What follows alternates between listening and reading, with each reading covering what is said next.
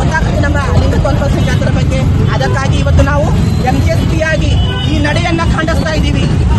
ಕರ್ನಾಟಕದ ಹಲವು ಜಿಲ್ಲೆಗಳಲ್ಲಿ ಈ ರೀತಿಯ ತಾರತಮ್ಯ ಆಗ್ತಾ ಇದೆ. ಅದರಲ್ಲಿ ಹೆಚ್ಚಾಗಿ ಗೋಕಾಕ್ ತಾಲೂಕಿನಲ್ಲಿ ನಮ್ಮ ಲಿಂಗತ್ವ ಅಲ್ಪಸಂಖ್ಯಾತರಿಗೆ ತಾರತಮ್ಯ ಆಗ್ತಾ ಇದೆ. ನೋಡಿ, ನಮ್ಮ ಬಟ್ಟೆ ಹಾಕೊಳ್ಳುವ ವಿಧಾನ ಅದು ನಮ್ಮ ಇಷ್ಟ. ಸಂವಿಧಾನ ನಮಗೆ ಅದನ್ನು ನೀಡಿದೆ. ನಾವು ಯಾವ ರೀತಿ ಬಟ್ಟೆ ಹಾಕೋಬೇಕು ಅದು ಸ್ವಾತಂತ್ರ್ಯ ಇದೆ. ನೋಡಿ, ಇವತ್ತು ಹೋಗಿ ಹೆಣ್ಣು ಗಂಡಿನ ಬಟ್ಟೆ ಹಾಕೋತಾಳೆ, ನೀವು ಅವ್ರನ್ನ ಗಂಡು ಅಂತ ಜಡ್ಜ್ ಮಾಡ್ತೀರಾ?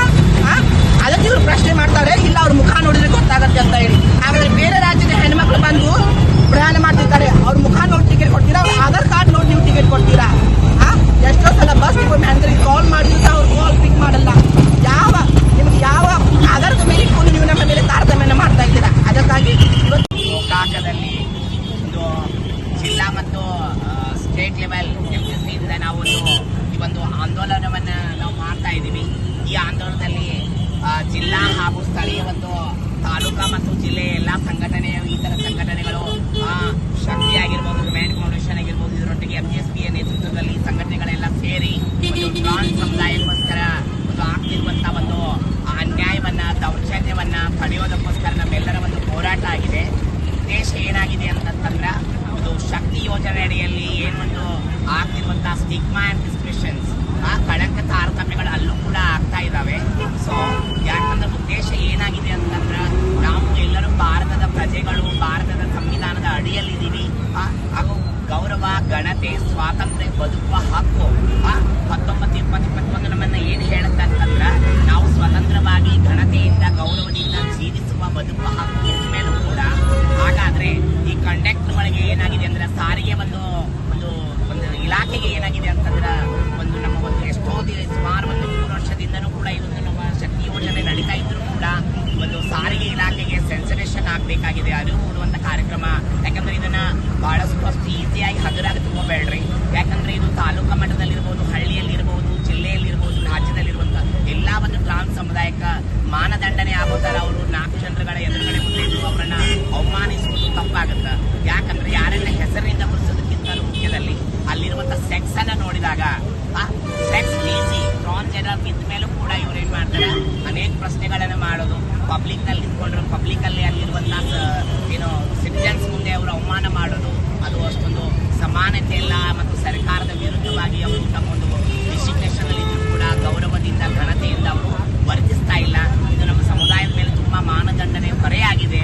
ಅದಕ್ಕೋಸ್ಕರವಾಗಿ ದಯವಿಟ್ಟು ಸಾರಿಗೆ ಇಲಾಖೆ ತೀಕ್ಷ್ಣವಾಗಿ, ತುರ್ತಾಗಿ ಈ ಒಂದು ಸೆನ್ಸರೇಷನ್ ಅವರಿಗೆ ಮೂಡಬೇಕಂತ ನಾನು ಇದನ್ನ ಜಿಲ್ಲಾ, ತಾಲೂಕಾ, ರಾಜ್ಯ ಮಟ್ಟಕ್ಕೆ ಇದೊಂದು ಮನವಿ ಹೋಗ್ಬೇಕು.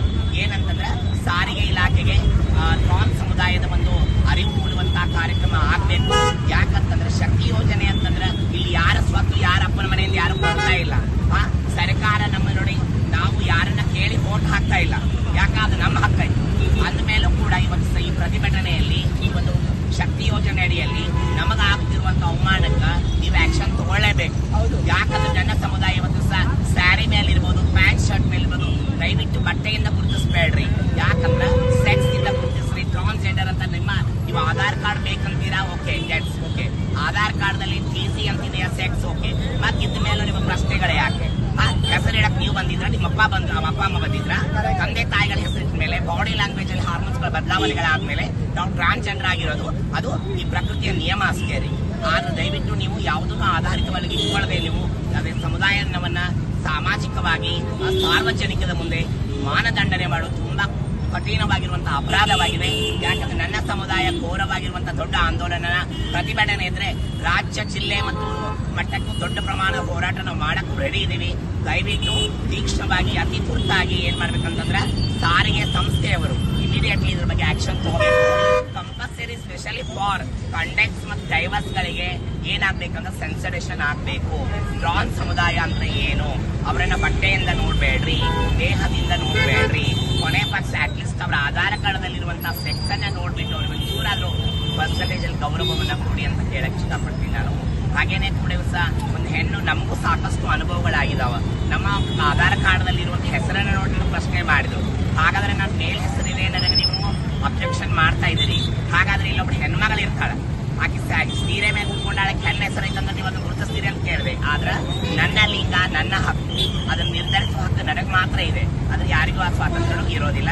ಅದಕ್ಕೆ ದಯವಿಟ್ಟು ಸಾರ್ವಜನಿಕರಲ್ಲೂ ಕೂಡ ಒಂದು ಸಾರಿಗೆ ಸಂಸ್ಥೆ ಇಲಾಖೆಗೂ ಕೂಡ ನಾನು ಇಲ್ಲಿರುವಂತಹ ಪೊಲೀಸ್ ಸಿಬ್ಬಂದಿಗೂ ಕೂಡ ಎಲ್ಲರಲ್ಲೂ ನಾನು ಏನು ಕೇಳಕ್ಕೆ ಇಷ್ಟಪಡ್ತೀನಿ ಅಂದರೆ ನಮಗಾಗ್ತಿರುವಂತಹ ಟ್ರಾನ್ ಸಮುದಾಯಕ್ಕೆ ಆಗ್ತಿರುವಂತಹ ಅವಮಾನ ನಿಲ್ಲಬೇಕು.